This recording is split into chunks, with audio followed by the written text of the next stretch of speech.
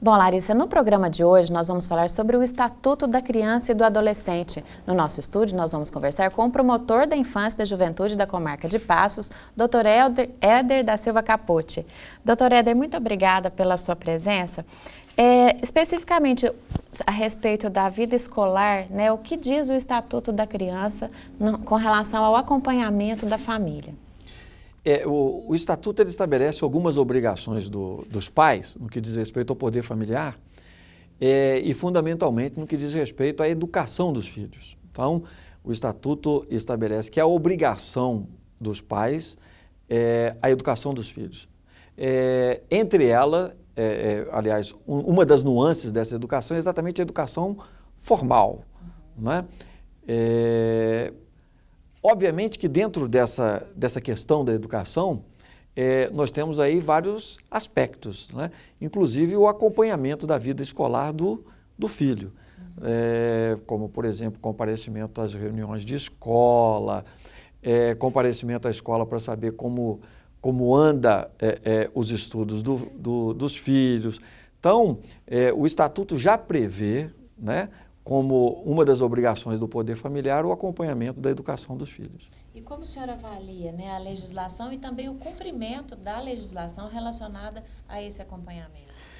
O que nós acompanhamos no dia a dia da promotoria é que os pais não se interessam muito, eu digo assim, na grande maioria dos pais, não se interessam muito com a vida escolar dos filhos.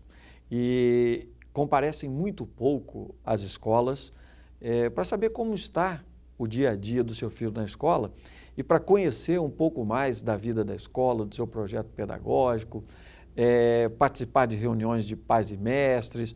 Então, nós percebemos que os pais não fazem isso de uma forma muito assídua, não. E de que modo essa ausência reflete não só no rendimento escolar, mas também na nossa sociedade de modo geral, essa ausência da família?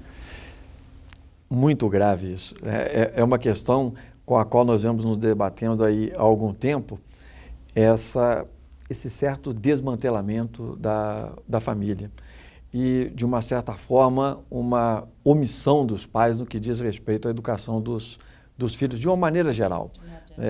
Os pais, eles, por várias atribuições, inclusive de trabalho, eles um pouco que entregam essa educação para as escolas, e eu não vejo isso com bons olhos. Até porque as escolas, de uma outra forma, elas estão muito preocupadas hoje em dia, os professores estão muito preocupados hoje em dia, em transmitir aquela educação formal, em transmitir o conhecimento, não é? Então, essa parte da formação das crianças e dos adolescentes, que deveria estar a cargo dos pais, eu vejo que isso não está sendo feito. Não está sendo feito pelos pais, por omissão, né? E não está sendo feito pelas escolas, até por acharem que isso não é incumbência da escola. Isso vem trazendo sérias consequências, não é? Porque as escolas estão transmitindo conhecimento, não é? Mas as crianças e os adolescentes não estão sendo adequadamente educados. Né? Por uma falha da família, eu entendo dessa maneira. E no caso, isso na nossa sociedade, isso provoca que tipo de problemas, assim, de modo geral? Porque essa ausência, né, é um buraco que fica na educação. É um buraco, né? Então, nós vemos aí esse momento de crise moral muito grave, né? Nós vemos envolvimento aí de adolescentes com uso de bebida alcoólica, de condutas desajustadas, até mesmo com prática de atos infracionais. Dentro da escola, não respeitam mais os colegas, não respeitam os professores, os diretores de escola. O ambiente escolar se transformou num ambiente beligerante, né? Os professores já não têm muita segurança dentro da sala de aula, exatamente porque esses meninos têm aí um hiato na educação, que me parece existente em razão de uma omissão da família. A família não está cumprindo adequadamente o seu papel, no meu modo de entender. Os pais e as mães não estão acompanhando os filhos da maneira como deveriam acompanhar. O senhor falou a respeito, né, do envolvimento em atos infracionais. Qual a sua avaliação a respeito do convívio escolar, né, quando existe né, algum menor infrator? Como que é o convívio na escola? O que a lei prevê, né? E qual a sua opinião a respeito disso? Do convívio entre os alunos? Entre os alunos. Por exemplo, um menor infrator, ele deve, apesar, mesmo se ele já tenha, não sei qual é a medida socioeducativa, e ele precisa ser mantido no convívio escolar. Como o senhor avalia isso? Bom, é claro que nós não podemos desistir dos jovens, nós precisamos insistir para resgatar esses jovens. Nós não podemos aí, diante de uma prática de ato infracional, de uma primeira maneira, abrir mão desse jovem, né? Tirá-lo da escola, para que o ambiente ali fique melhor para aqueles que não estão envolvidos com atos infracionais. Então, é claro que nós devemos insistir o máximo possível na tentativa de resgatar esses jovens. Agora, é claro que isso tem um limite, né? Evidentemente que, dependendo da quantidade de atos infracionais praticados, dependendo da gravidade desses atos, a escola tem que tomar providências. Que tipo, né? de providências? Aí nós entramos numa discussão que é uma discussão assim, talvez um pouco longa, mas eu vou tentar apenas resumir. É algo que eu sempre digo para os diretores de escola e que eu sempre digo para os professores, que me procuram angustiados em razão da prática reiterada de violência dentro da escola, por esse ou por aquele aluno, ou por aquele grupo de alunos. Toda escola precisa ter um regimento disciplinar, então nós vamos começar por aí. Então, o aluno vai entrar na escola, além de conhecer o projeto pedagógico, ele tem que ter conhecimento de qual é o regimento disciplinar daquela escola. Esse regimento, ele tem que ser aprovado, evidentemente, pelo colegiado da escola e ele tem que ser o mais minucioso possível. O que eu quero dizer com isso? Além de tantas outras coisas, ele tem que prever determinadas condutas proibidas na escola e para aquelas condutas qual seria a consequência? Uma advertência, uma suspensão,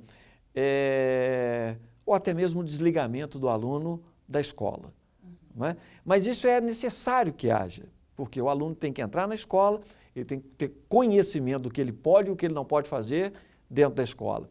E mais do que isso, ele tem que ter conhecimento de quais as consequências de determinados atos que ele possa vir a praticar. Então, esse regimento interno, toda escola tem que ter, aprovado pelo colegiado. E isso tem que ser de conhecimento dos jovens e tem que ser do conhecimento também dos seus pais. Olha, estabelecida essa premissa, qual é o papel do diretor da escola? Fazer cumprir esse regimento, não é? Dando ao aluno e aos seus pais voz, ou seja, eles têm também a possibilidade de se defender diante de uma determinada acusação qualquer. Então, digamos que determinado aluno seja acusado ou por um professor, um funcionário ou por outro aluno de uma agressão qualquer, não é? Então é evidente que o colegiado tem que se reunir, esse aluno tem que ser ouvido, o fato tem que ser exaustivamente apurado. Eu não estou falando de nada excessivamente formal, não é? Não precisa se fazer como se faz na justiça, estabelecer um procedimento que seja exageradamente formal, escrito. Não, é um procedimento oral. Numa reunião se resolve tudo, não é? Olha, vamos ouvir essa ou aquela testemunha do fato, né? Se tiver uma vítima, vamos ouvir essa vítima, vamos ouvir o aluno, né? Depois vamos reunir o colegiado com o regimento na mão e vamos aplicar a consequência ou não, não é? Mas isso é absolutamente necessário que se faça. O que a gente vê? O que nós presenciamos no dia a dia é que as escolas não têm o hábito de fazer isso, né? Na prática não acontece. Então, nós pegamos um e outro diretor que diante de uma conduta irregular qualquer do aluno, seja ela qual for, de que gravidade for, ela resolve aplicar uma consequência que ela acha que é a mais adequada, mas que não está previamente previsto, né? Não está previsto no regimento, e o aluno não tinha conhecimento daquilo. Então, exemplificando, o aluno xingou o professor, isso acontece toda hora. Esse aluno vai lá para a direção, e aí o diretor vira para ele e fala assim, você vai embora e não volte aqui dentro de 3 dias. Você está suspenso por 3 dias. Mas isso é uma coisa extraordinária. Por que 3 dias? De onde o diretor tirou isso, né? Isso tem que estar previsto no regimento. Então, a partir do momento que o jovem praticou um ato qualquer dentro da escola de indisciplina, ou mesmo um ato infracional, tem que se abrir um procedimento, que eu volto a repetir, não precisa ser formal. Às vezes eu falo isso para os professores ficam, mas dá muito trabalho. Não dá muito trabalho. Reúne o colegiado, vamos discutir o caso, vamos discutir a conduta daquele aluno, não é? E vamos ver qual é a providência que nós vamos tomar, sempre baseado no regimento. E aí vem a grande pergunta, mas o aluno pode ser desligado da escola? Se houver uma previsão regimental, e se ele praticou um ato gravíssimo, ou se ele vem praticando reiteradamente atos de indisciplina na escola, inclusive o desligamento, por que não? Talvez ele tenha melhor sorte ou melhores oportunidades em uma outra escola. Isso não significa que ele vai deixar de estudar, ele só não vai mais permanecer naquela escola. Por que não? Porque não se adequou ao regimento disciplinar daquela escola, não é? Então, o que nós precisamos fazer hoje? O que os diretores de escola têm que fazer hoje? Todos têm que providenciar um regimento disciplinar bem feito, tem que discutir isso com os alunos e os pais, não é? E depois aplicar efetivamente, mas sempre dando aos alunos a oportunidade de se defender. Não é? Eu costumo dizer que isso é até pedagógico. Isso é até pedagógico, porque uma coisa é o diretor virar para o aluno e dizer assim para ele, olha, chegou aqui a informação de que você fez isso assim assado. Você está suspenso 3 dias, mas não ouve o aluno adequadamente, né? Ou se ouve, não dá maior atenção para o que ele está dizendo, pega uma informação que veio não sei de onde, ou de um colega, de um professor, de um funcionário, toma aquilo como verdade, aplica uma sanção, sem dar a ele uma oportunidade adequada de se defender. Se ele de fato não fez aquilo, ou se ele não fez aquilo com a intensidade que o diretor acha que fez, ele vai sair injustiçado, não é? E qual é a lição que o diretor está dando para ele? Seja injusto, tome as decisões sem ouvir a outra parte. Então, esse procedimento, ele é até pedagógico nesse aspecto, né? Porque ensina o aluno a tomar as decisões, mas desde que ouça a outra parte. Certo. Doutor Éder, muito obrigada pela sua participação. Larissa, com você.